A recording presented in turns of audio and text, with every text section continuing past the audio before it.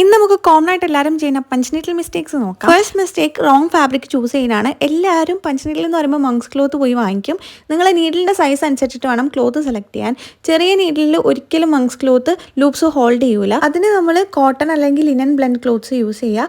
അതിൻ്റെ വീവ്സ് കുറച്ചും കൂടി ടൈറ്റ് ആയിരിക്കും, അപ്പോൾ അത് ലൂപ്പ് ഹോൾഡ് ചെയ്യും. വലിയ വലിയ നീഡിലിനാണ് നമ്മൾ മങ്സ് ക്ലോത്ത് യൂസ് ചെയ്യുക, ഒരു 3.5 തൊട്ടുള്ള നീഡിൽസിന്. വലിയ നീഡിൽസ് ഇങ്ങനെയുള്ള ക്ലോത്തിലും വർക്ക് ആവുകയില്ല. ഇനി ഫാബ്രിക്കും നീഡിലും കറക്റ്റ് ആയാലും ചിലപ്പോൾ അത് ആ ലൂപ്സ് ഹോൾഡ് ചെയ്യൂല. അതിൻ്റെ മെയിൻ റീസൺ എന്താ വെച്ചാൽ അതാ കണ്ടോ, ഇതേപോലെ ഇങ്ങനെ വലിഞ്ഞ നൂല് നിൽക്കരുത്.